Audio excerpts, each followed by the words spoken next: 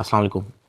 आज मैं आपसे सादुर्रहमान बन के बात करूँगा, ना कि डकी भाई। मैं नहीं चाहता कि कोई ये सोचे कि इस वीडियो का मकसद जो मेरे पे FIR हुई है उसकी कोई जस्टिफिकेशन है।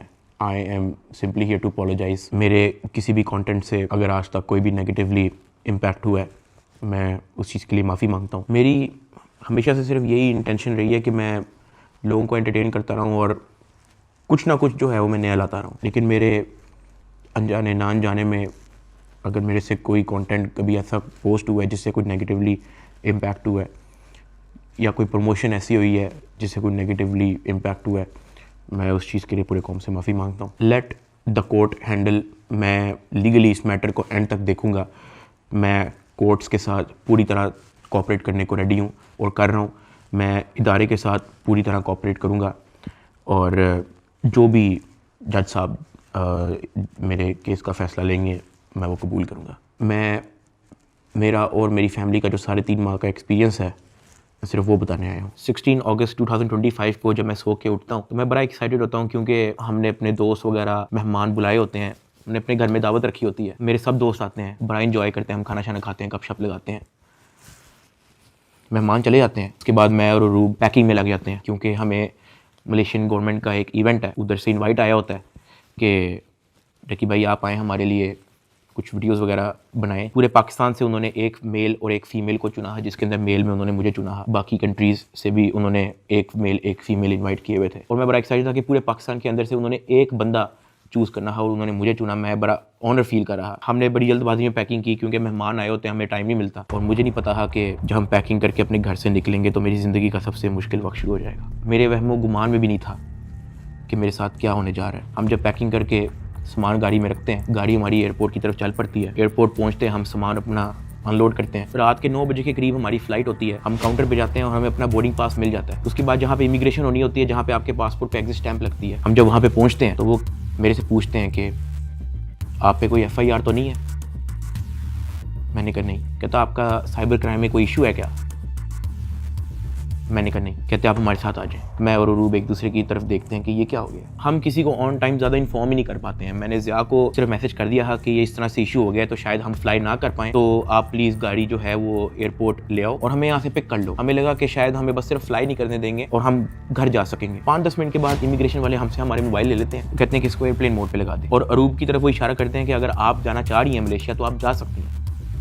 अरूब ने कहा नहीं, अगर साथ मेरे साथ जा रहा है तो मैं चले जाती हूँ, वरना मैं इधर ही ठीक हूँ। शायद ये मेरी गलती ही, मुझे उसको जाने देना चाहिए था, क्योंकि उसके बाद जिस चीज़ से मेरी फैमिली ने गो थ्रू किया है, मैंने यही रिग्रेट किया कि मुझे अरूब को मलेशिया भेज देना चाहिए था। इमिग्रेशन वाले हमें एक रूम में बैठा देते हैं। मैं और अरूब बस आपस में गपशप लगा रहे होते हैं कि कोई नहीं कल चले जाएंगे, कोई नहीं दोबारा टिकट करा के परसों चले जाएंगे, इवेंट भी 2 दिन के बाद है, कल चले जाएंगे। हम आपस में यही डिस्कस कर रहे थे। बिल्कुल मेरे अंदर इतना सा भी वहम गुमान नहीं था कि असल में इशू क्या। 1 घंटे के बाद इमिग्रेशन वाले आते हैं, वो कहते हैं कि आ जाए हमारे साथ। एयरपोर्ट के बाहर NCCI की टीम आई होती है, मुझे वो हथकड़ी लगाते हैं, मुझे गाड़ी में बैठा देते हैं। अरूब कहती है कि मैंने भी साथ आना है। मैंने इसको कहा नहीं, तुम घर चली जाओ, मुझे नहीं पता क्या सीन है, मैं हैंडल कर लूँ। वो गाड़ी भी चल पड़ी थी, गाड़ी सीधा चलेगी NCCI ऑफिस गुलबर्ग। इस वक्त यूट्यूबर डकी भाई की गिरफ्तारी का हर तरफ चर्चा है। डकी भाई को लाहौर एयरपोर्ट पर उस वक्त गिरफ्तार किया गया जब अब इन्होंने मुल्क जा रहा था। NCCI लाहौर ने मारूफ यूट्यूबर सादुर्रहमान उर्फ डकी भाई के खिलाफ मुख्तलिफ इल्जामात के तहत मुकदमा दर्ज कर लिया। साइबर क्राइम एजेंसी ने यूट्यूबर साद उर्फ डकी भाई के खिलाफ मुकदमा दर्ज कर लिया है। मशहूर यूट्यूबर डकी भाई कल रात से गिरफ्तार है। पाकिस्तान के सबसे मशहूर यूट्यूबर डकी भाई एक बार फिर बड़ी मुश्किल में फंस गए हैं। मुल्जिम को गुज़श्ता रात लाहौर एयरपोर्ट से गिरफ्तार किया गया था। यूट्यूबर डकी भाई बड़ी मुश्किल में, हुक्म जारी, मदाहों के लिए बुरी खबर। डकी भाई डकी भाई डकी भाई डकी भाई डकी भाई डकी भाई डकी भाई।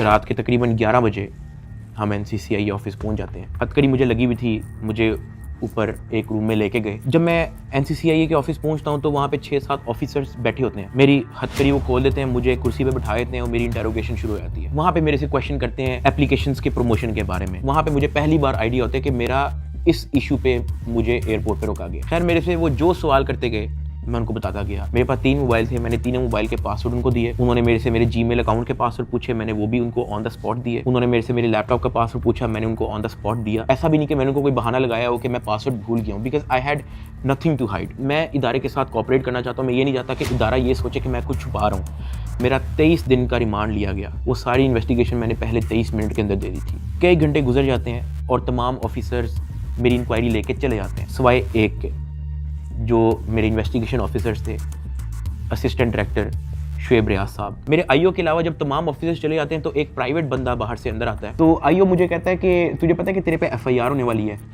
मैंने कहा यार मुझे थोड़ा सा एक्सप्लेन कर दें कि मेरे पे केस क्या है और क्या एफआईआर है और मैंने किया क्या है। तो जो प्राइवेट बंदा था जो बाद में आया था ना, वो कहता कि यार तेरे बहुत बड़े मामला आते हैं, तेरा बहुत बड़ा मैटर है, तेरे पीछे आईएसआई है, तेरे पीछे एमआई है, तेरे पीछे क्या क्या एजेंसी है। कहता तुझे पता ही नहीं है कि तूने क्या किया। तो वो मेरे पे ये इंप्रेशन डाला था कि हर इदारा जो है वो मेरे पीछे पड़ गया। साथ ही कहता कि लेकिन अगर आप हमारे साथ कोऑपरेट करेंगे तो हम आपके साथ कोऑपरेट करेंगे। मेरा तो काम ही कोई नहीं है। मैं सुबह उठता हूँ, फैमिली को टाइम दिया, बेगम को टाइम दिया, एक आधे दोस्त को टाइम दिया, जाके व्लॉग वगैरह बना लिया, घर आए, सो गए, दैट्स इट। इसके अलावा मेरी लाइफ में कुछ है ही। मेरे माइंड में 100 सवाल आना शुरू हो गए, लेकिन मेरे पास जवाब किसी का नहीं था। खैर उन्होंने मेरे पे एफआईआर दे दी, मुझे हवालात में बंद कर दिया। मैंने ज़िंदगी में कभी हवालात नहीं देखी थी।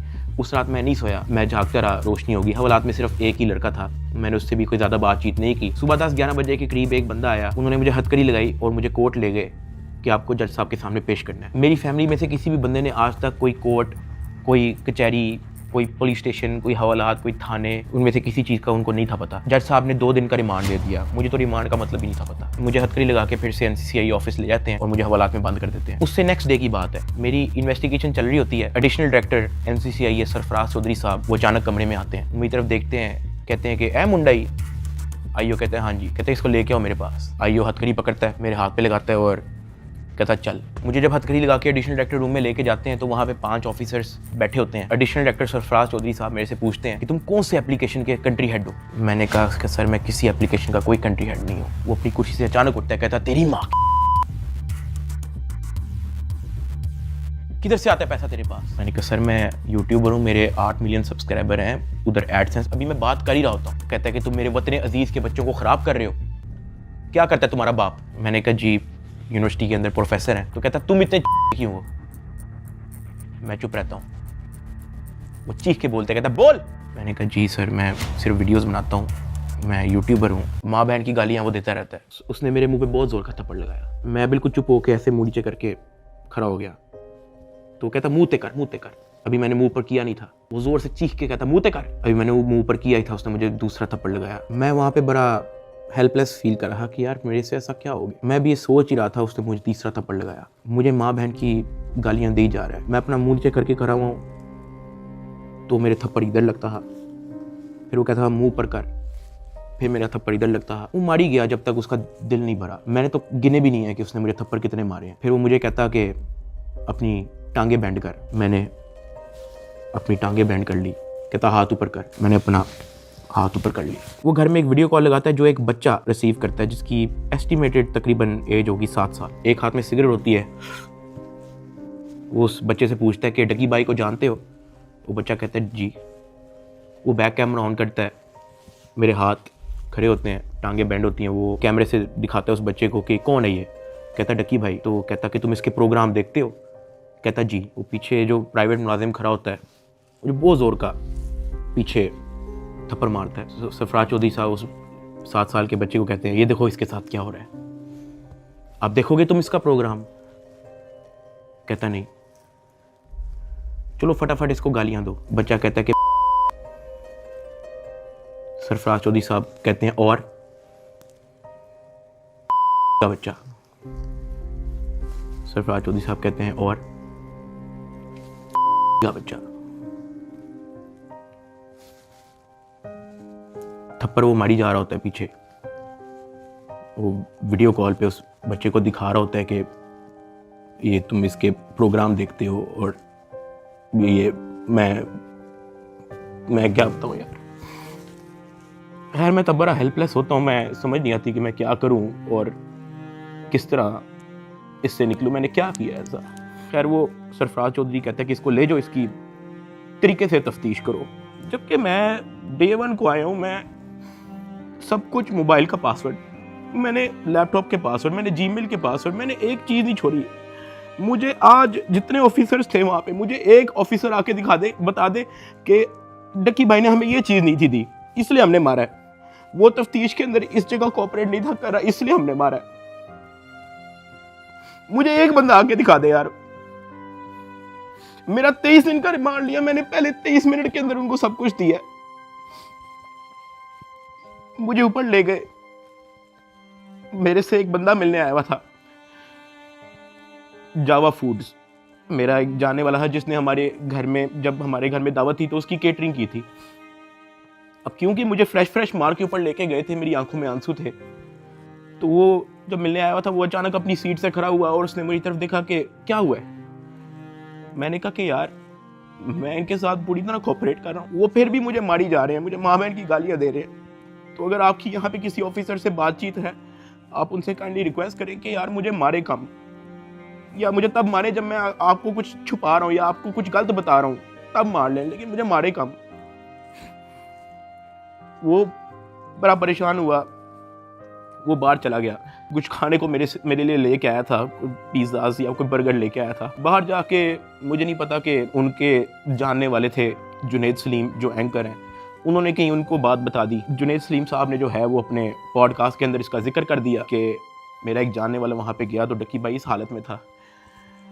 तो जुनैद सलीम साहब ने जो है वो इस चीज़ का पॉडकास्ट दे दिया। ज़ेरे हिरासत जब डक्की भाई थे तो कुछ लोग उनसे मिलने गए, तो उन्होंने कहा कि आप पिज़्ज़ा खाएंगे, तो डक्की भाई जवाब में उनके पाँव पड़ गया जो उनसे मिलने आए थे, और बिलक बिलक के रोने लगा और कहने लगा पिज़्ज़ा को छोड़े, उनसे कहे मुझे मारें कम। ये नहीं कहा कि मुझे ना मारें, मगर मुझे मारें कम, बहुत मार रहे हैं। जो फिर मेरे लिए अंदर प्रॉब्लम हुई, मुझे फिर इस बात पे डांट पड़ी कि मैं आगे बात आउट कर रहा हूँ। खैर मैंने फिर डिसाइड किया कि मैंने अब बोलना ही नहीं, मुझे जितना मर्जी मारे, मैंने किसी को नहीं बताना।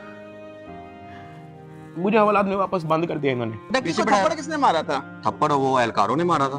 थप्पड़ तो एडिशनल डायरेक्टर ने भी मारा था, मैं आपको बताता हूँ जी। डक्की भी आगे बताएगा कि मुझे चपेड़े किसी ने मारी थी, और वो बेचारा एक बात कहता था कि यार मुझे मारो ना, मैं कॉपरेट तो कर रहा हूँ, मुझे मारो ना। जब इसको पेश करने लगे थे डक्की को, तो भाई वो आपको बताया था कि मैं इसको थप्पड़ मार के लाया हूँ। हाँ, तो वो थप्पड़ मार के लाए, वो मारते थे इसको। अब मैं आपको बताता चलूँ कि इस पूरी इन्वेस्टिगेशन के दौरान ये जो असिस्टेंट डायरेक्टर शुएब रियाज, जो मेरा इन्वेस्टिगेशन ऑफिसर था, उनका जो फ्रंट मैन था, उसको सिर्फ इस काम के लिए रखा हुआ था कि वो मेरे से पैसों की डिमांड करे। उसने तब मेरे से पूछा कि यार तू बेवकूफ़ है। मैंने कहा क्या हुआ है? कहता यार तेरे पीछे आने वाला कोई नहीं। मैंने कहा यार मेरी फैमिली कभी इन चक्करों में पड़ी नहीं है। तो कहता नहीं तू बेवकूफ़ है, तुझे समझ नहीं आ रही कि मैं क्या कह रहा हूँ, तुझे अपना मसला नहीं हल करना। मैंने कहा नहीं, मुझे नहीं समझ आ रही आप क्या कह रहे हैं। कहता कि तेरा कोई दोस्त पीछे आने वाला, कोई तेरा भाई, कोई तेरा आउट ऑफ कंट्री कोई दोस्त रहता हो, कोई तेरे पीछे आने वाला नहीं। मैंने कहा कि मेरी तो बातचीत ही नहीं है किसी से, तो मैं किसको क्या कहूँ। तो कहता कि ये जो तेरा आईओ है ना, सारी गेम इसके हाथ में, इसने जो लिखना है तेरे साथ वही होना है, तो तू अगर इसके साथ ताउन करेगा तो तेरा मसला हल हो जाएगा। मैंने कहा मैं समझा नहीं आपकी बात। कहता कि भाई लगता है तुझे सारा पैसा कब्र में लेके जाना है, पैसे आप फिर कमा लोगे, आप अपना मसला हल करो। मैंने कहा मैं इन चक्करों में कभी भी नहीं पड़ा, मुझे नहीं पता कि क्या पैसे कितने लगते हैं, क्या होता है, मुझे नहीं पता, आप मुझे बताओ आप कहना क्या चाह रहे हो। कहता कि तेरा जो मसला है ना वो 7-8 के अंदर हल हो जाएगा। पहले मुझे लगा कि कोई 7-8 लाख की बात कर रहा है, कि कोई 7-8 लाख के अंदर मेरा मसला हल हो जाएगा। मैंने कहा 7-8 लाख? कहता नहीं तू लाखों में ही रही। मैंने कहा 7-8 करोड़? कहता तो और। मैंने कहा इतने तो मेरे पास है ही नहीं, मेरे रिसेंटली कुछ बहुत ज़्यादा खर्चे हुए हैं, मैंने आगे भी बहुत सारी मेरी स्पेंडिंग है, मेरे 100 और काम है, मेरे पास नहीं है। कहता बस फिर तो इधर ही पड़ा रहा है। मुझे वहाँ से आइडिया हो गया कि इस बंदे का काम सिर्फ और सिर्फ मेरे से पैसे मांगना है। जब मैं NCCI की कस्टडी में था, आप लोगों ने शायद 3,26,000 USDT की बात एडिशनल डायरेक्टर के पॉडकास्ट में सुनी होगी। 3,20,25,000 USDT वो इसके डिजिटल वॉलेट में से हमने अनर्थ करके कोर्ट ऑफ लॉ में सबमिट कर दिए।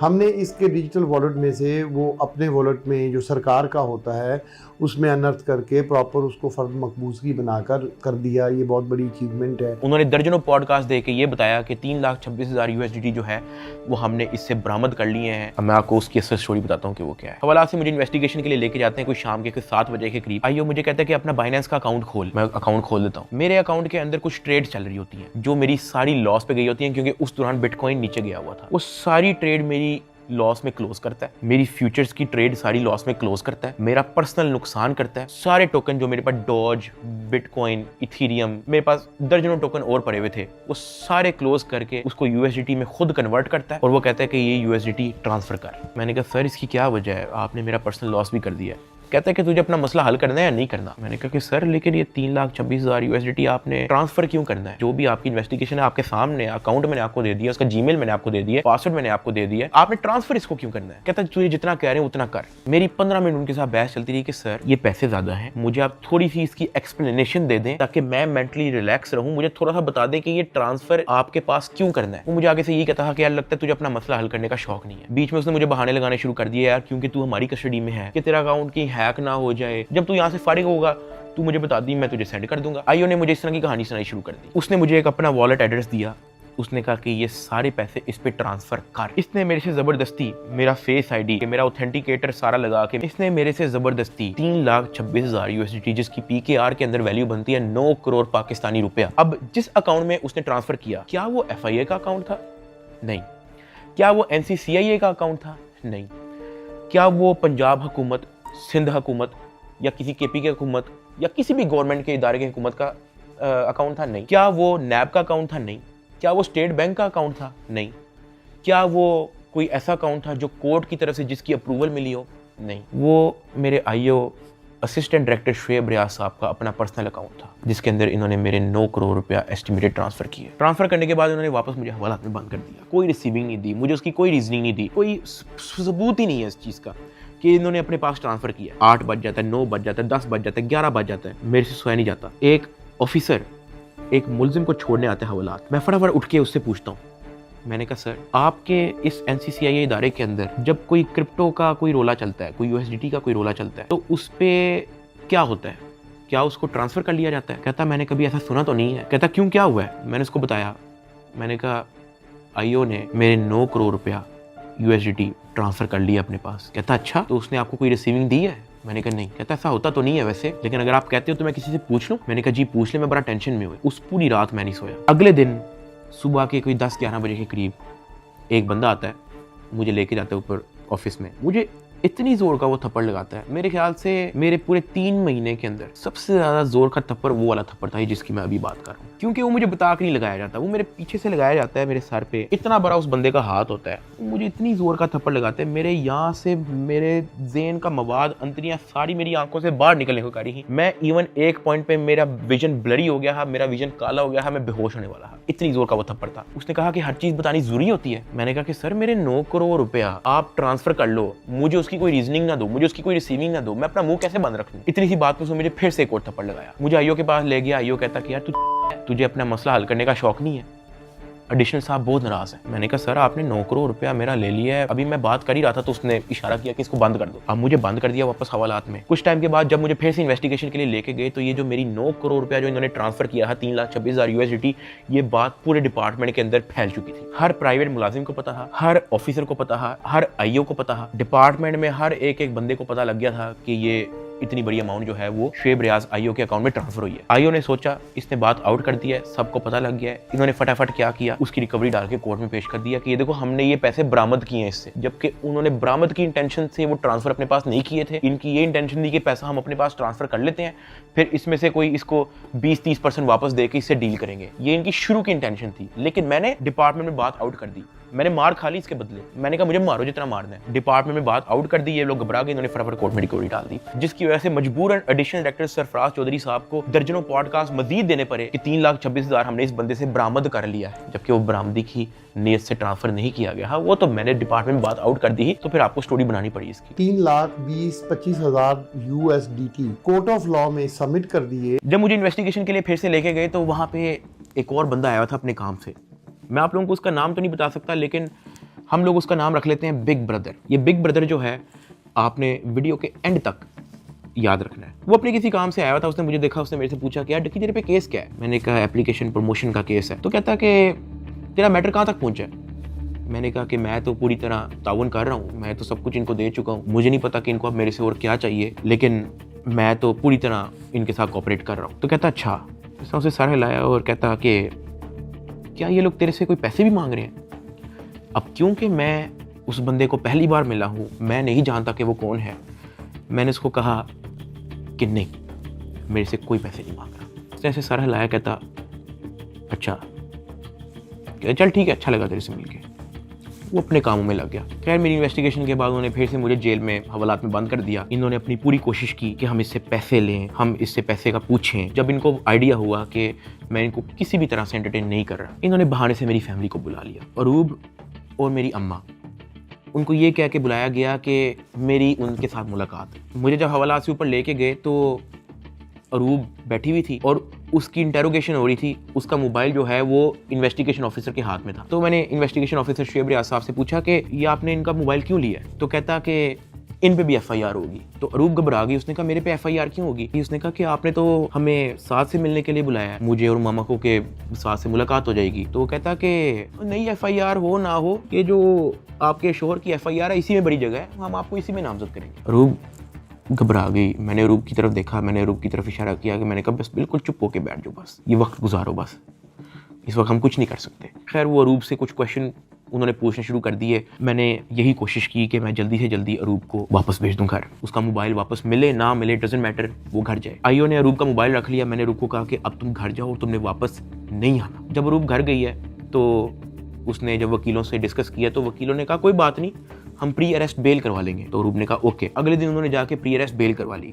जब उन्होंने प्री अरेस्ट बेल करवाई तो प्री अरेस्ट बेल की खबर पहुंच गई इदारे में, NCCI ऑफिस में, आईओ के पास और सरफराज चौधरी एडिशनल डायरेक्टर के पास। इन्होंने फिर से मुझे कहा कि अपनी फैमिली को मीटिंग के लिए बुलाएं। मैंने घर वालों को कॉल की क्योंकि उसकी प्री अरेस्ट बेल हो चुकी थी। मैंने कहा चलो अब इसको खतरा नहीं है और इसका मोबाइल भी उनके पास है, तो I think it's not a big deal, मैं बुला लेता हूँ। ऑफिसर्स ने जो है मेरे घर कॉल करवाई। मैंने कहा कि अम्मा वो बड़े अफसरान, एडिशनल डायरेक्टर और इन्वेस्टिगेशन ऑफिसर्स बुला रहे हैं, तो बाकी घबराएं ना, कोई इस तरह कोई नेगेटिव मीटिंग या इस तरह का कुछ नहीं है, तो आ जाएं। मेरी माँ और अरूब प्री अरेस्ट बेल करवाने के बाद एडिशनल डायरेक्टर रूम में आ गए। सरफराज चौधरी साहब कहते, जतोई साहिबा आप अपने आप को क्या समझती हैं, आपने प्री अरेस्ट बेल करवा ली है? तो अरूब ने कहा जी। तो कहता अच्छा करवाएं, जो आपने करना करें, 5 रुपए का एक नया सफ़ा आता है, हम एक नई FIR लिखेंगे और आपको पकड़ लेंगे। अरूब मेरी तरफ देख रही है कि ये क्या है, ये किस तरह की मीटिंग है। मेरी माँ परेशान, लाल उनके चेहरे हो गए थे सबके। एडिशनल डायरेक्टर सरफराज चौधरी साहब ने फिर अपना मोबाइल खोला, वहाँ WhatsApp खोला, उन्होंने ऊपर लिखा जज, और ऐसे मेरी माँ को और मेरी वाइफ को लिस्ट दिखाई ऐसे स्क्रॉल करके कि ये देखो मेरा इस जज से भी ताल्लुक है, मेरा इन जज से भी ताल्लुक है, मेरा इस जज से भी ताल्लुक है, क्या कर लेंगे आप? जब वो इस तरह जजेस की लिस्ट दिखा रहा था तो उसने बड़े ऊंचे अल्फाज में बोला कि यहाँ पे जज भी मैं हूँ, यहाँ पे वकील भी मैं हूँ, यहाँ पे सब कुछ मैं हूँ, जितनी आपने प्री अरेस्ट बेल करवानी है करवाएं, नया पर्चे में हम पकड़ लेंगे। हमारे पास कुछ कहने को नहीं था। मैंने वहाँ पे सिर्फ सर को कहा कि जी सर आप सही, बिल्कुल सही कह रहे हैं। मैंने अपने घर वालों की तरफ देखा, मैंने उनको इशारा किया कि प्लीज़ वक्त गुजारें बस। मेरे घर वालों के चेहरे लाल हो गए हैं, मतलब बिल्कुल आप कह लो कि उनके पास कुछ कहने को नहीं थे। दे वर शेकिंग। वो बातें करता गया, हम लोग घबरा गए थे। हमने बस वेट किया कि यार ये कब हमें फाड़े करेगा। जब उसने कहा ठीक है आप जा सकते हैं, मैं, अरूब और मेरी माँ जब उस एडिशनल डायरेक्टर रूम से बाहर निकले, मेरी माँ की आंखों में आंसू थे, अरूब की आंखों में आंसू थे। मैंने कहा कि यार मुझे बहाने से कहते हैं कि आप लोगों को बुला लो, फिर ये इस तरह की हरकतें करते हैं, डराने धमकाने वाली, ब्लैकमेलिंग, थ्रेट्स। मैंने कहा ये सिर्फ और सिर्फ इनका पैसे मांगने का तरीका है ताकि हम डर जाएं, इनको कुछ पैसे दे दें और हमारी जान छोड़ेंगे। तो ये इस तरीके से मुझे, मेरी फैमिली को ज़हनी अजियत देते रहे हैं, ब्लैकमेल करते रहे हैं। अरूब का राइट बनता है कि वो प्री अरेस्ट बेल करवा के आए। आपने अपनी इन्वेस्टिगेशन करनी है, करें। उसने तो अपना मोबाइल भी दे दिया, आप जब बुला रहे हो वो आ रही है, फिर भी आप उसको थ्रेट कर रहे हो कि जी आपने प्री अरेस्ट बेल करवा लिया, कोई बात नहीं, 5 रुपए का नया सफ़ा आएगा, हम आपको फिर अरेस्ट कर लेंगे। और ये सब इनका तौर तरीका था कि हम लोग किसी तरह टूट जाए और ये जितने पैसे मांगे हम लोग फौरी इनको दे दें। इस दौरान आईओ और उसका जो फ्रंट मैन है, जब उनको पता लगा कि मैं और मेरी फैमिली किसी भी तरह से इनको एंटरटेन नहीं कर रही, कोई पैसों के मामले में लिफ्ट नहीं करवा रही, तो इन्होंने मेरे एक दोस्त से बात की और उस दोस्त को कहा कि इसको मुझे आके कहो कि ये पैसों से मसला हल होगा। उसकी जो भी गपशप हुई मेरे दोस्त ने वापस आके बताई, कहता कि ये पैसे ही मांग रहे हैं। मैंने कहा यार इस तरीके से मेरी फैमिली को ब्लैकमेल कर रहे हैं, इस तरीके से मुझे टॉर्चर कर रहे हैं, ये लोग चाहते क्या है? वो ये कह रहे हैं कि अरूब को हम पर्चे में नामजद ना करें और उस पर कोई नया पर्चा ना दें और उसको अरेस्ट ना करें, उसका वो 1 करोड़ रुपया मांग रहे हैं। मैंने कहा भाई इन्होंने मेरा बैंक अकाउंट ब्लॉक कर दिया, इन्होंने मेरी USDT भी अपनी जेब में डाली, मेरे अब्बा जी का बैंक अकाउंट ब्लॉक है, मेरी अम्मा जी का बैंक अकाउंट भी इन्होंने ब्लॉक कर दिया है, अरूब का बैंक अकाउंट इन्होंने ब्लॉक कर दिया है, जिया का बैंक अकाउंट इन्होंने ब्लॉक कर दिया है, इवन मुनीब जो अंडर 18 है उसका बैंक अकाउंट भी ब्लॉक कर दिया है। कहानी यहाँ पे ख़त्म नहीं हुई। मेरे दादा अब्बू जिनका मैंने आज तक व्लॉग में जिक्र नहीं किया, आज तक उनकी अपीयरेंस नहीं हुई, 80 साल एंड अबव की उनकी उम्र है, उनका बैंक अकाउंट भी ब्लॉक कर दिया। मेरे पास 1 टका नहीं है इनको देने के लिए। सॉरी।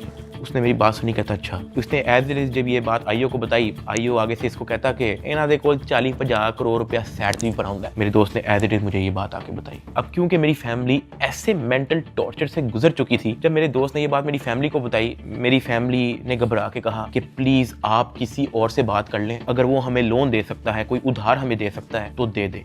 मेरे दोस्त ने इवन मेरे एक और दोस्त से भी बात की, उसने मना कर दिया, कहता यार हम नहीं कर सकते, 1 करोड़ पे बहुत ज़्यादा है। मेरे दोस्त ने फिर आईओ से बात की, आईओ कहता कि हम 60 लाख से नीचे नहीं लेंगे, अरूब की हद तक, अभी हम डकी की बात नहीं कर रहे हैं। ये बात जब उसने मुझे आके बताई, मैंने कहा मेरे पास है ही नहीं 60 लाख, या मेरे पास 60 रुपये नहीं है, सब कुछ इन्होंने ले लिया। अगले दिन मेरी कोर्ट में पेशी थी, मेरा रिमांड लेने के लिए जब कोर्ट में गए तो मेरी फैमिली वहाँ पे आई हुई थी। उन्होंने मेरे से हाथ जोड़ के, रंग उनके उड़े हुए थे, कहा कि साद जो कह रहे हैं इनको प्लीज़ दे दो। अरूब कांप रही थी, कहती कि मुझे पकड़ लेंगे, मुझे पता भी नहीं है कि इनको कैसे हैंडल करना है, मुझे नहीं पता कि आगे मेरे साथ ये लोग क्या करेंगे, प्लीज़ ये जो मांग रहे हैं दे दो। जब मैंने उनकी शक्लें देखी फैमिली की, मैंने कहा ठीक है, लेकिन मेरे पास 60 लाख रुपए वाकई में नहीं है, आप किसी से बात कर लें। मेरे मामू आउट ऑफ कंट्री रहते हैं, वो ऑस्ट्रेलिया से फ्लाई करके आए हैं, जो हमने इनको ये सारी कहानी बताई है। मेरे एक मामू इधर पाकिस्तान में होते हैं, वो भी आए हैं, उनसे हमें उधार लेना पड़ा कि प्लीज़ हमारी हेल्प कर दें, हमारा ये मसला है, हमें 60 लाख रुपया उधार चाहिए। उन्होंने 60 लाख रुपया हमें कैश अरेंज करके दिया, वो कैश हमने इन लोगों को पहुंचाया। इनको पैसे जो है मेरे भाई ने भिजवाए थे, मुझे तो पता भी नहीं था कि इनको पैसे पहुंच गए हैं या वो मेरे मामू ने दिए हैं, ये सारी बातों का मुझे बाद में पता लगा। जब इनको पैसे पहुंच चुके थे, अगले दिन मुझे एडिशनल डायरेक्टर सरफराज चौधरी साहब ने मुझे फिर से कहा कि आप अपनी फैमिली को, अगर आपने मीटिंग करनी है तो आप बुला लें। मैंने कहा जी ठीक है, मैंने अपनी फैमिली को बुला लिया और तब एडिशनल डायरेक्टर साहब का रवैया मेरी फैमिली के साथ टोटली चेंज हो चुका था। वहाँ से मुझे आइडिया हुआ कि it was never about the case, it was always about the money. वो मेरी फैमिली से बड़े अच्छे से बात कर रहे हैं, मुझे आइडिया हो गया हाँ कि इनको शायद पैसे पहुंच चुके हैं। वो इवन कमरे से चले भी गए थे, उन्होंने कहा कि अगर आपने अपनी कोई प्राइवेट बात करनी है तो आप कर लें। जब वो कमरे से गए हैं तब मेरी माँ ने, अरूब ने, मेरे भाई ने सारी कहानी बताई कि किस तरह से मेरे मामू ने उधार 60 लाख रुपया दी है इस सारी कार्रवाई के लिए। मैंने अपनी माँ से माफ़ी मांगी, मैंने कहा यार आई एम सॉरी कि मेरी वजह से इतना कुछ करना पड़ रहा है सबको। कहती कोई बात नहीं, अल्लाह पाक देख रहा है, इट्स ओके। खैर मेरी फैमिली को 5-10 मिनट दिए हैं मेरे से बात करने के लिए और वो चले गए। अब तक मेरा 16-17 दिन का रिमांड हो चुका था, इतना लंबा रिमांड होता नहीं है। अभी वीडियो में कुछ टाइम पहले मैंने आपको कहा था कि बिग ब्रदर एक बंदा आपने याद रखना है। ये बिग ब्रदर इस बार फिर से एनसीसीआई ऑफिस आता है, लेकिन ये इस बार मेरे से मिलने आता है। वो मेरे से पूछता है कि किधर तक पहुंचा तेरा केस। मैंने कहा कि सर मेरी तरफ से तो मैं सब कुछ दे चुका हूँ, मुझे नहीं पता कि इनका क्या इरादा है। उसने मेरे से पूछा कि यार इतना लंबा तेरा रिमांड क्यों हुआ है। मैंने कहा सर नो आइडिया, जबकि मैं इनको सब कुछ दे चुका हूँ। इनके पास मेरे सारे मोबाइल हैं, इन्होंने मेरी वाइफ को भी नामजद किया है, सारे ईमेल पासवर्ड लिए हुए हैं, सब कुछ इनके पास है, ये फिर भी मेरा रिमांड डिमांड करते हैं। कहता अच्छा तो इन्होंने पैसों की बात की है तेरे से, क्योंकि मैं उस बंदे पे उस तरह से ट्रस्ट नहीं था करता। मैंने कहा नहीं, इन्होंने मेरे से कोई पैसों की बात नहीं की। कहता किसी ने इशारा दिया हो, किसी ने इनडायरेक्टली तेरे से डिमांड की हो, या किसी ने कहा हो कि तू अगर पैसे दे देगा तो तेरी छूट हो जाएगी। फिर वही बात कि मुझे नहीं था पता कि वो बंदा कौन है, मैंने उसको कहा कि नहीं। उसने मेरी तरफ देखा ऐसे, कहता आर यू श्योर।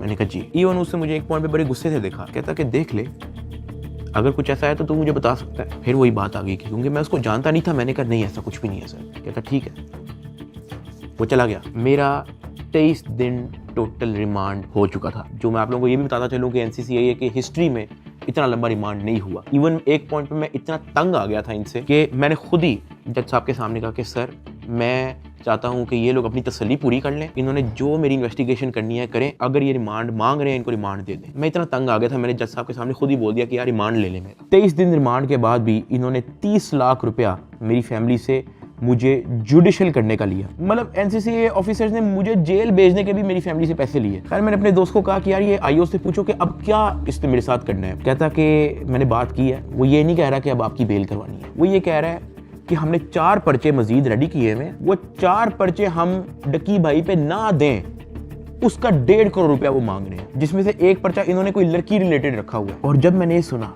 मैं बर्बाद, मैं टूट चुका था।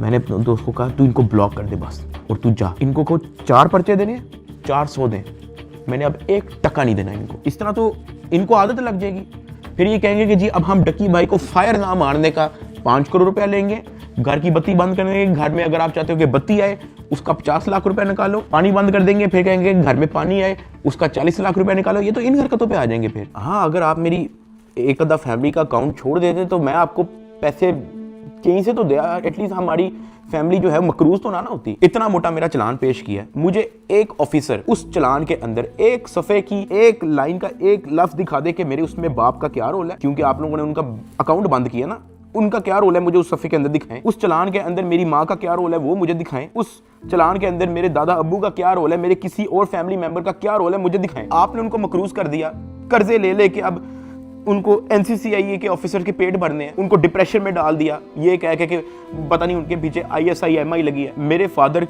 एक हार्ट पेशेंट हैं, उनके हार्ट की सर्जरी होनी थी। मैंने अपनी माँ को, अरूब को, ज़िया को सख्ती से मना किया हुआ था कि आपने एक तो ये अब्बा जी का ख्याल रखना है, दूसरा इनको कोर्ट में नहीं आने देना, ये मेरे पास एक बार भी जेल में ना आए, क्योंकि मुझे पता है उनकी हार्ट की क्या कंडीशन है। वो बेहोश हो जाते हैं, परेशान हो जाते हैं। हम उनकी सर्जरी के हमारे पास पैसे नहीं थे, वो जो पैसे हमने उनकी जो सर्जरी के लिए देने थे वो उन्होंने ब्लॉक कर दिया। अब कर्जा लेके हम NCCIA के ऑफिसर्स का पेट भर रहे हैं। ये मेरी फैमिली को उस स्टेज पे लेके आए हैं जहाँ पे मैं स्पीचलेस हो गया कि यार मैं क्या करूं। मतलब अब्बा जी के इलाज के पैसे भी उन्होंने ब्लॉक कर दिए हैं। और ये बात मैंने उनको उधर दफ्तर में ऑफिस में कही थी, सरफराज चौधरी को मैंने खुद उसके मुंह पे कही थी। मैंने कहा मेरा अब्बा हार्ट पेशेंट है, उनकी सर्जरी के पैसे आपने मेरे फैमिली का अकाउंट ब्लॉक कर दिया है। ये इस स्टेज पे मेरी फैमिली को ले आए थे, मुझे 23 दिन बंद रख के चुपेरे मार के मुझे कोर्ट पे लेके जाते थे कि मैं किसी मीडिया के किसी माइक में बोल ना दूं। जिस्मानी रिमांड पे FIA के पास जाना है या उसके बाद जेल जाना है, तो हो गया, तो बोलने कोई मसला नहीं है। आज डकी भाई आप यूट्यूबर्स को क्या पैगाम देना चाहेंगे? कुछ बात नहीं करेंगे? ताहम आज जो है वो बात तो नहीं करने दे रहे, लेकिन डकी भाई को जो है वो सुबह सवेरे जो है आज अदालत में पेश किया गया है। बिल्कुल जी बात तो नहीं कर सकते डकी भाई। इससे पहले भी हमने जब इनसे गुफ्तगू करने की कोशिश की है तो NCCI एहलकारों की जानिब से जो वो मना कर दिया गया है कि वो किसी भी किस्म से जो है वो गुफ्तगू नहीं करेंगे। डकी भाई कुछ कहना चाहेंगे आप? डकी भाई आप कुछ कहना चाहेंगे? डकी भाई कुछ तो बोलिए। इन्होंने तो मना नहीं किया आपको, आप लॉयर्स ने मना किया कि भाई सारी तो आपने तहकीकात के बारे में आपने ताउन किया, उसके बावजूद क्यों ही कहा जा रहा है आपके? मेरी गिरफ्तारी के 23वें दिन जब मुझे जज साहब के सामने पेश किया तो फाइनली मैं जुडिशल हो गया। जुडिशल का मतलब यह है कि अब मैं जेल चला जाऊंगा। जज साहब ने ऑर्डर लिख के दिया कि हमने बंदा जुडिशल कर दिया है। अब जुडिशल करके कोर्ट से बंदा डायरेक्ट जेल नहीं जाता, कोर्ट से एक बार NCCIA ऑफिस वापस आता है, वहाँ पे उसके कुछ पेपर्स रेडी होते हैं, उसके बाद उसको जेल भिजवाया जाता है। तो जब मैं कोर्ट से NCCIA ऑफिस वापस आया, वही बिग ब्रदर उधर मौजूद था। उसने मेरी तरफ देख के कहा, डकी तेरे से पैसे किसने लिए? मेरा दिल इधर मुंह में आ गया। मैंने कहा यार ये मेरे साथ क्या हो रहा है। अब क्योंकि उसने मेरे से डायरेक्ट पूछा कि तेरे से पैसे किसने लिए हैं, उसने मेरे से ये भी नहीं पूछा क्या तेरे से कोई पैसे ले रहा है, उसने मेरे से कहा कि तेरे से पैसे किसने लिए। मैंने कहा कि जी ये शुएब रियाज और उसकी टीम ने, इन्होंने जो है वो पैसे ऊपर हायर अफसरान को भी पहुंचाने हैं। कहता अच्छा कोई डिटेल है तेरे पास? मैंने कहा कि सर मैं तो इनके साथ हवालात में था जेल में, सेल में, तो मेरी सिर्फ फैमिली को पता है कि एग्जैक्टली क्या हुआ। फैमिली 5-10 मिनट के लिए मेरे से मिली थी, लेकिन उन्होंने मुझे बहुत छोटा छोटा मोटा मोटा बताया, ज़्यादा डिटेल का मुझे नहीं पता। तो फिर उसने पूछा कि कितने पैसे लिए हैं? मैंने कहा जी 60 लाख रुपए लिए। वो भी मेरी वाइफ को नामजद करने का कह रहे थे कि जी वो मेरी बीवी को अरेस्ट कर लेंगे, अगर आप चाहते हैं कि हम आपकी वाइफ को अरेस्ट ना करें तो ये 60 लाख रुपया पहुँचाएँ। तो वो हमें 60 लाख रुपया उसका हमने दिया। उसने कहा ठीक है तू जेल जा, लेकिन उससे पहले कहीं से कॉल करवा और अपनी फैमिली को कह कि तेरा एक दोस्त मिलने आ रहा है, उससे मिलने। मैंने कहा ठीक है। मैंने कहीं से मोबाइल अरेंज किया, मैंने फटाफट मामा को कॉल की, मुझे सिर्फ मामा का नंबर याद था। मैंने उनको कहा कि मेरा एक दोस्त आएगा, उससे मिलने। बिग ब्रदर वहाँ से चला गया। 5-10 मिनट के बाद मुझे भी पुलिस के डाले में बिठाया और मुझे जेल ले गए। डकी भाई को जो है तकरीबन 22 रोज़ा जिस्मानी रिमांड के बाद जब अदालत में पेश किया गया तो अदालत ने गुज़श्ता रोज़ जो है डकी भाई को जुडिशल रिमांड पर जो है वो जेल भेज दिया। देख सकते हैं कि डकी भाई को जो है वो जेल मुंतकिल किया जा रहा है। 9 सितंबर 2025 को मुझे जेल भेज दिया जाता है। मैंने अपनी ज़िंदगी में वहमो गुमान में भी नहीं सोचा होना कि मेरी ज़िंदगी में ये दिन भी आएगा। जब मैं जेल जाता हूँ सबसे पहले तो मेरी चेकिंग होती है, बालों के अंदर, अंडर आर्म्स, आपकी नाक के अंदर भी देखते हैं, वो आपके कान के अंदर, आपके मुंह के अंदर, आपके लिप्स ऊपर करके आपकी ज़ुबान निकाल के। चेकिंग होने के बाद मुझे लेके जाया जाता है मेरे सेल की तरफ, जिसको जेल की ज़ुबान में चक्की कहते हैं। जेल के सेल का साइज़ आप ऐसा समझो कि कुछ 6 से 7 टाइलें हैं ना, उतना साइज़ होगा। उसका, या फिर एक किंग साइज मैट्रेस अगर एक अंदर पड़ा हो तो वहाँ पे और मजीद जगह नहीं है। ये जेल के सेल का साइज होता है। कॉर्नर पे जो है वॉशरूम लगा होता है जो कवर्ड नहीं होता, उसके आगे एक छोटी सी दीवार लगी होती है, यानी कि अगर आप खड़े हुए हो तो बाहर से देखने वाला बंदा आपको नंगा देखेगा, लेकिन अगर आप वॉशरूम करने के लिए बैठे हो तो आपके चेस्ट से ऊपर जो है आप विजिबल होगे, नीचे आप कवर्ड होगे। इस हद तक बस दीवार होती है वहाँ पे।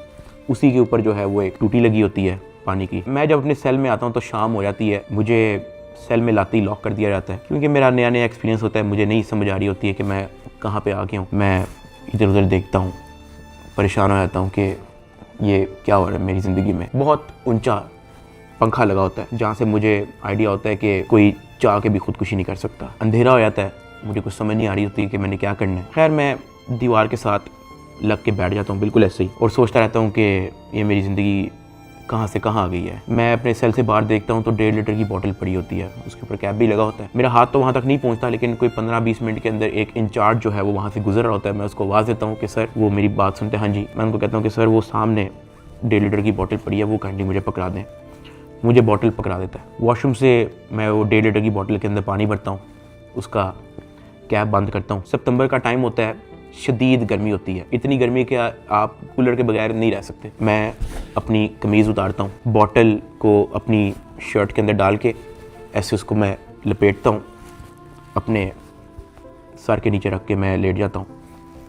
2 दिन मेरे ऐसे ही गुजरे। जेल के एक्सपीरियंस में मैं ज़्यादा डिटेल में बात नहीं करूँगा इस वीडियो में, मैं वो फिर कभी आप लोगों को एक्सपीरियंस बताऊँगा। 3 दिन मैं उस सेल में रहा, मुझे किसी ने नहीं बुलाया, किसी ने कोई आवाज़ नहीं दी। तीसरे दिन एक ऑफिसर आता है और उसके हाथ में एक चिट होती है। वो चिट की तरफ देखता है, वो कहता है साधु रहमान की रही। मैं अपना हाथ करा करता हूँ कि जी सर। मैं कहता आजा तेरी मुलाकात आई है। वो फीलिंग ही बड़ी अजीब सी थी कि आपको किसी ने पूछा है, आपसे बात की है किसी ने, और इससे पहले मुझे पता ही नहीं था कि मुलाकात क्या होती है। खैर उसने मुझे मेरे सेल से निकाला, मुझे एक जगह पे ले गया, और 3 दिन बाद मैंने किसी अपने को देखा। मेरी माँ, अरूब और ज़िया वहाँ पे खड़े हुए थे, लेकिन मैं उनको मिल नहीं सकता था, उनको गले नहीं लग सकता था, मैं उनको सलाम नहीं कर सकता था, क्योंकि हमारे दरमियान में शीशा लगा हुआ था। उनकी तरफ एक लैंडलाइन पड़ा हुआ था, एक लैंडलाइन मेरी तरफ पड़ा हुआ था, और उस लैंडलाइन में ही आप बात कर सकते हो। मैंने ज़िंदगी में इतना बेबस फील नहीं किया। एक लैंडलाइन उनकी तरफ पड़ा होता है, एक लैंडलाइन मेरी तरफ पड़ा होता है। एक तरफ से अरूब फ़ोन उठाती है, दूसरी तरफ से मैं फ़ोन उठाता हूँ, और वो कहती है क्या हाल है। मैंने कहा मैं ठीक हूँ। उसके आगे वो कुछ नहीं बोलती। 2 मिनट मैं भी चुप रहता हूँ, 2 मिनट वो भी चुप रहती है। अचानक कहती है कि साथ ये क्या हो गया ये सब।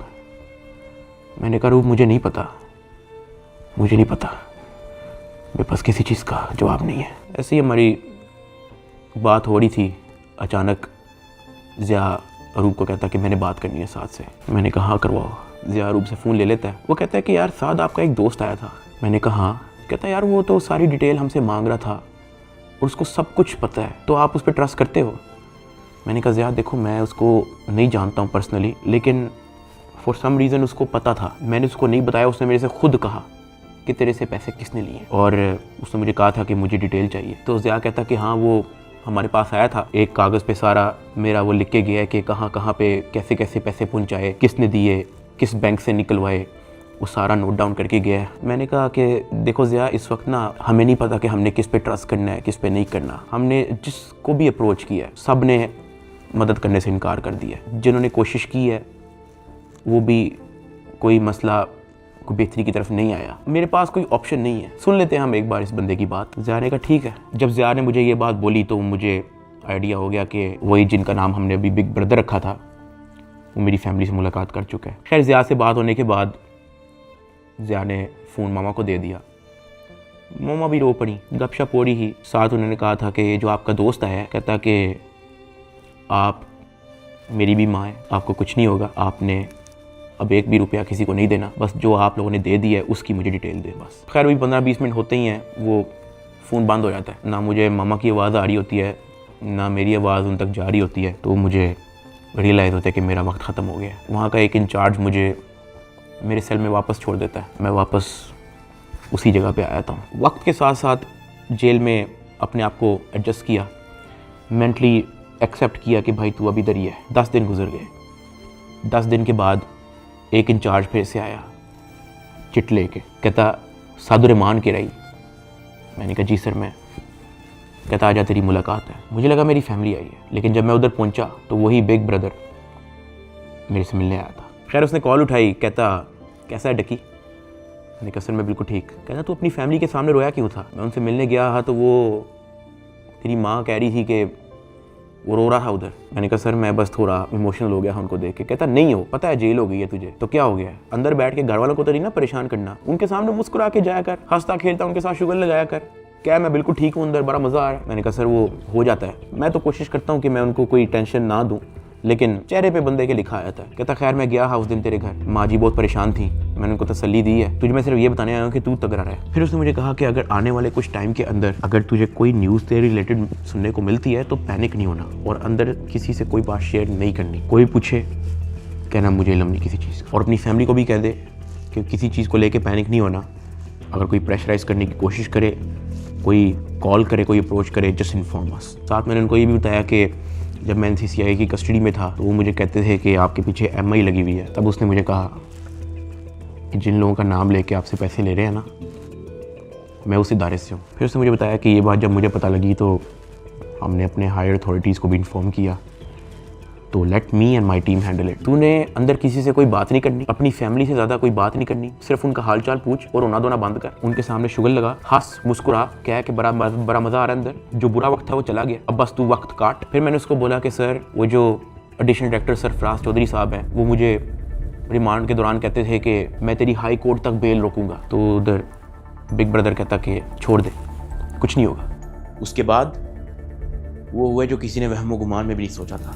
ये मुकदमा दर्ज करवाने वाला कोई और नहीं बल्कि डिप्टी डायरेक्टर सरफराज चौधरी है, जिसने डकी को गिरफ्तार किया और उसको दुनिया का सबसे बड़ा मुजरम बनाकर पेश किया। इस डायरेक्टर को आज सस्पेंड कर दिया गया है। Additional director national cyber crime investigation agency Lahore हैं सरफराज चौधरी साहब, उन्हें जनाब सस्पेंड कर दिया गया है। पूरी तैयारी है NCCI की डकी की बेल कैंसिल करवाने। डकी भाई के खिलाफ कार्रवाई करने वाले NCCI के अहलकार ऑफिसर सरफराज चौधरी साहब को मुअत्तल कर दिया गया है। उसके बाद वो चीज़ें हुई हैं, वो चीज़ें हुई हैं जो मैंने अपने वहमो गुमान में भी नहीं सोचा था। मैं जब 23 दिन रिमांड में था मैं इतना मायूस हो गया था, मैं अल्लाह पाक से भीख मांगता था कि या अल्लाह मुझे रास्ता दिखा, या अल्लाह मुझे इस झंझट से निकाल दे, या अल्लाह सब कुछ तेरे सामने है, मैं किसी जोगा नहीं, मेरी फैमिली किसी जोगे नहीं, हम फंस चुके हैं, हम गीदड़ों में फंसे हुए हैं, या अल्लाह मुझे यहाँ से निकाल दे। मैं हाथ जोड़ के भीख मांगता था। मैं हवालात में एक गंदे से कमरे में बैठ के मैं भीख मांगता था कि या अल्लाह तू सब देख रहा है, तेरे सामने हो रहा है सब कुछ, मेरे लिए कोई तो दरवाजा खोल, मुझे कोई रास्ता दिखा, मैं कहाँ जाऊँ। NCCI अफसरान की गिरफ्तारी पर मुकदमा यूट्यूबर डक्की भाई की अहलिया अरूब जतोई की मुद्दत में दर्ज किया गया। डक्की भाई की फैमिली से रिश्वत लेने का ये मामला, NCCI के अफसरान का जिस्मानी रिमांड मंजूर। अरूब जतोई ने दरखास्त दी है national cyber crime investigation agency के 8 अफसरों और 1 फ्रंटमैन पर। ये हो क्या रहा है? बैटिंग एप्स को रोकने वाले ही बैटिंग ऐप के जरिए पैसे मंगवा रहे हैं। मुकदमा डक्की भाई की अहलिया अरूब जतोई की मुद्दत में दर्ज किया गया। 12 लोग हिरासत में हैं FIA के। अफसर शुएब रियाद और सरफराज चौधरी, उन्होंने रिलीफ के नाम पर अरूब जतोई से रिश्वत मांगी पर 90 लाख रुपए की रकम बतौर रिश्वत वसूल की गई। वो लोग जिनके कंधों पे निजाम की हिफाजत की जिम्मेदारी रखी गई थी, वही खुद इस निजाम में नकब लगाने लगे। जो तफ्तीशी थे आज वो मुलजिम के रूप में अपने ही इदारे के सामने जवाबदेह हैं। 7 अफसरान ने ओहदों से इस्तीफा दे दिया। 90 लाख रुपए रिश्वत लेने के केस में NCCI के एडिशनल डायरेक्टर समेत 6 अफसरान का जिस्मानी रिमांड मंजूर कर लिया गया है। अरूब जतोई इस बात पर डट गई हैं कि NCCI अफसरान जिन्होंने उनसे रिश्वत ली है इनको नहीं छोड़ेंगी। जिन ऑफिसर्स ने मेरी फैमिली को मेंटल ट्रॉमा से गुजारा, जिन ऑफिसर ने मेरी फैमिली को मेंटली टॉर्चर किया, जिन ऑफिसर ने मुझे बेवजह मारा, मैं उनसे भीख मांगता गया कि यार मुझे ना मारे, मुझे फिर भी मारते गए। जिन ऑफिसर्स ने बच्चे को वीडियो कॉल करके मुझे उससे माँ बहन की गालियां दिलवाई, अगले दिन उन सब की खबर आ गई कि वो सब गिरफ्तार हो गए। और ये जो 100 दिन की कैद थी, जब मुझे किसी किस्म की कोई उम्मीद नहीं थी नजर आती, मैं कभी कभी अल्लाह पाक से कहता था कि अल्लाह तू मेरी क्यों नहीं सुन रहा।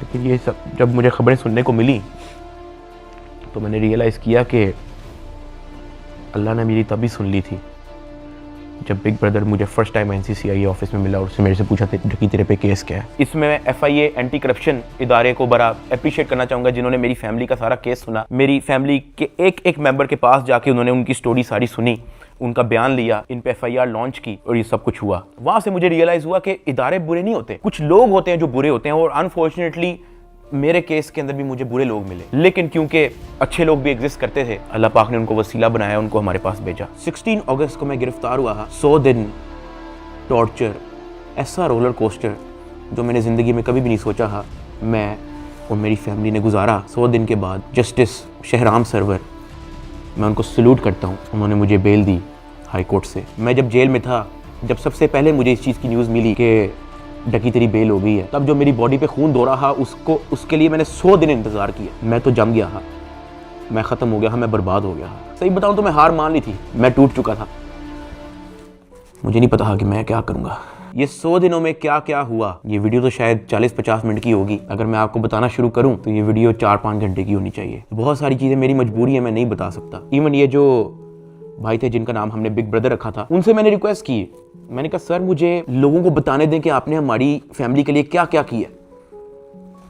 कहता Ducky, we work in the shadows, हमें आपकी अप्रिसिएशन नहीं चाहिए, ये हमारी ड्यूटी थी। आपकी माँ हमारी माँ है, आपकी फैमिली हमारी फैमिली है। ना हम चाहते हैं कि आप हमारा नाम लें, ना हम चाहते हैं कि आप हमें मेंशन करें। उसने कहा क्योंकि हमारे इदारे का नाम लेके आपको और आपकी फैमिली से फाइनेंशियल बेनिफिट्स ले रहे थे, तो we have to step in. इदारे की ट्रेनिंग ही ऐसी है कि अगर हमारे इदारे का कोई नाम लेके अपने लिए कोई बेनिफिट लेगा तो उसकी कोई टॉलरेंस नहीं है। ये हमारी ड्यूटी है, we are here to serve this country. अगर आप गलत होते या आपकी फैमिली गलत होती तो हम आपका साथ ना देते, लेकिन हमने देखा कि हमारी माँ मुश्किल में है, हमारी बेटी मुश्किल में है, हमारा भाई मुश्किल में है, तो हमें आपकी अप्रिसिएशन ही चाहिए, खुश रहें। और मैं बड़ा हैरान हुआ कि एक तरफ NCCIA ऑफिसर्स हैं जो दर्जनों पॉडकास्ट दे रहे हैं पब्लिकली, लेकिन बैक एंड पे वो क्या हरकत करे उस चीज़ का किसी को नहीं पता। और दूसरी तरफ ये बिग ब्रदर का इंस्टीट्यूशन जिन्होंने दिन रात एक कर दिया मेरी फैमिली के लिए। और जब मैंने उनका कहा कि मुझे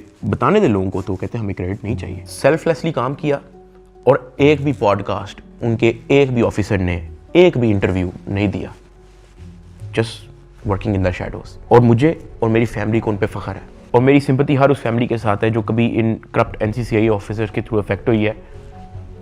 अल्लाह पाक किसी की फैमिली को उस चीज़ से ना गुजारे जिस चीज़ से मेरी फैमिली गुजरी है। एक और चीज़ की बड़ी कन्फ्यूजन थी कि मेरे एक्चुअली वकला कौन है। तो मेरा केस जो है वो बैरिस्टर अमृत शेख देख रही हैं और एडवोकेट उस्मान लतीफ़ जो मेरा केस आगे परसू कर रहे हैं। लेकिन मैंने सबकी वीडियोस देखी हैं, जितने वकला हैं जिन्होंने मेरे लिए स्टैंड लिया, मैंने सबके टिकटॉक वीडियोस देखी हैं। मैं दिल से उन तमाम एडवोकेट्स का शुक्रगुजार हूँ जिन्होंने मेरे लिए स्टैंड लिया। इस पूरे 100 दिन के अंदर जो मेन सवाल लोगों का था ना, वो ये था कि यार डकी भाई आप तो इस मामले से फारिग होने के बाद मुल्क छोड़ के चले जाओगे। लेकिन मैं आप लोगों को एक बात बताऊं, 8 साल हो गए हैं मुझे यूट्यूब पे आए हुए, मैंने सिर्फ अच्छा टाइम देखा है। जहां 8 साल इस मुल्क ने मुझे सब कुछ दिया, इस मुल्क के लोगों ने मुझे प्यार दिया, इस मुल्क के लोगों ने मुझे सपोर्ट दी, तो ये 3 महीने की मुश्किल में मैं मुल्क छोड़ के जाऊंगा तो ये तो मेरी सेल्फिशनेस है कि जहां 8 साल इस मुल्क ने आप पे कोई मुश्किल नहीं आने दी, तो 3 महीने की मुश्किल पे मैं इस मुल्क को छोड़ के कैसे जा सकता हूँ।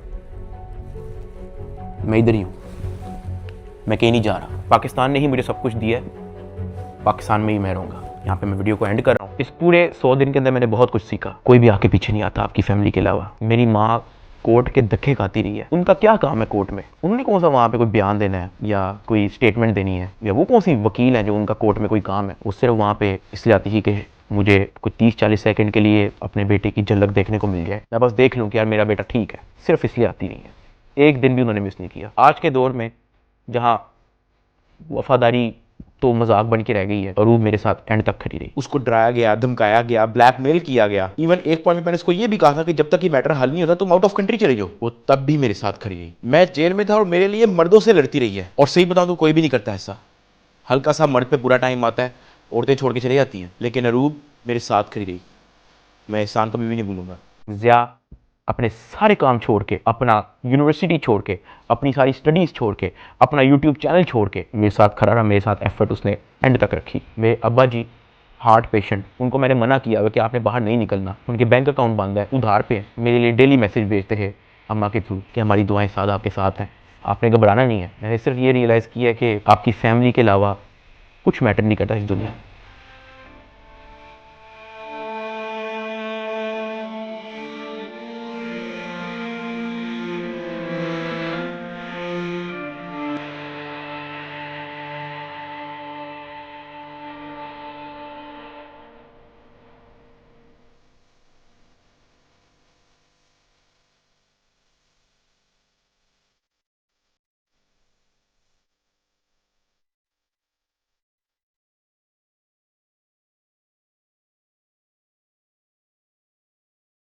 और मुझे पता है कि मैं इस वक्त इस स्टेज पे नहीं हूँ कि मैं किसी का नाम ले सकूँ, लेकिन I want to thank field marshal Asim Munir साहब and director general of military intelligence, जिन्होंने इतनी प्रोफेशनलिज्म दिखाई और मेरी फैमिली को इस करप्ट माफिया से निकलने में मदद की। और ये जो बिग ब्रदर जिनका मैंने जिक्र किया है, मैं तो जेल में था, मेरी फैमिली को कुछ भी नहीं पता था। जब जब उनको कोई परेशानी होती ही, जब जब उनको कोई सवाल होता है, जब उनको किसी चीज़ की टेंशन होती ही, ये जो बिग ब्रदर हैं ये और इनकी टीम हमेशा उनके लिए अवेलेबल रही है। और इस तरह का clean up operation in corrupt mafia के अगेंस्ट आज तक पाकिस्तान की तारीख में नहीं हुआ। और ये सब क्रेडिट जो है ये इंटेलिजेंस एजेंसीज को जाता है। और जैसे मैंने आपको कहा कि मैं आप लोगों को सब कुछ तो नहीं बता सकता, मैं अगर बताना शुरू करूं तो ये वीडियो कोई 40-50 मिनट की नहीं, ये वीडियो कुछ 4 घंटे की होगी। वैसे भी आप लोग कहोगे कि ये झूठ बोल रहा है, ये तो कोई टॉम क्रूज की मिशन इम्पॉसिबल हॉलीवुड मूवी की स्क्रिप्ट बता रहा है। मैं बस यही कहना चाहता हूँ कि मैं और मेरी फैमिली हमेशा इनके शुक्रगुजार। मैं आप सबको थैंक यू कहना चाहूँगा कि आप लोगों ने मुश्किल टाइम पे भी मेरा साथ नहीं छोड़ा। मैंने घर आके सोशल मीडिया देखा है, आप सबके कमेंट्स पढ़े हैं, मैंने आप सबकी वीडियोस, आप सबके एडिट्स मैंने देखे हैं। मुझे याद है गिरफ्तारी से पहले व्लॉग्स के अंदर मैं कहा करता था कि गाइस हमने 9 मिलियन सब्सक्राइबर्स करने हैं, लेकिन वो ख्वाब हमारा अधूरा रह गया। मैं गिरफ्तार हो गया, मेरे पास मेरा चैनल भी नहीं था, मैं जेल में था, मुझे लगा कि सब कुछ ख़त्म हो गया। This is the end, Ducky भाई is no more, he is finished. अचानक एक इंचार्ज आता है, कहता है डकी भाई तेरे 9 मिलियन सब्सक्राइबर्स हो गए हैं, मुबारक हो। That is where I realised कि maybe this is not the end, maybe this is start of something else. I want to appreciate every single one of you. मैं जिंदगी भर नहीं भूलूंगा आप लोगों का एहसान। अभी इस वीडियो में मैंने आप लोगों को बोला कि यार अगर मैं सब कुछ बताना शुरू करूं तो ये वीडियो 4-5 घंटे की हो जाएगी। और साथ मैंने आप लोगों को ये भी बोला कि मैं आप लोगों को कुछ लोगों का नाम नहीं बता सकता, तो हम उनका नाम बिग ब्रदर रख देते हैं। बट लेकिन समटाइम सब कुछ जानना ज़रूरी भी नहीं होता। मैं बाहर आ गया हूँ, यही बहुत है। जब मैं जेल से वापस आया तो मैंने बहुत सारे लोगों की कहानियाँ देखी। कोई पॉडकास्ट पे कुछ कह रहा है, कोई यूट्यूबर कुछ कह रहा है, कोई टिकटॉकर कुछ कह रहा है, कोई जर्नलिस्ट कुछ कह रहा है। और मैंने उन सबको देख के बस कहा कि यार किसी को कुछ भी नहीं पता, सबकी अपनी अपनी कहानी है और सब झूठ है। असल में क्या हुआ है वो मुझे पता है। And let that be a mystery. Pakistan जिंदाबाद, पाक फौज जिंदाबाद। अल्लाह हाफिज़।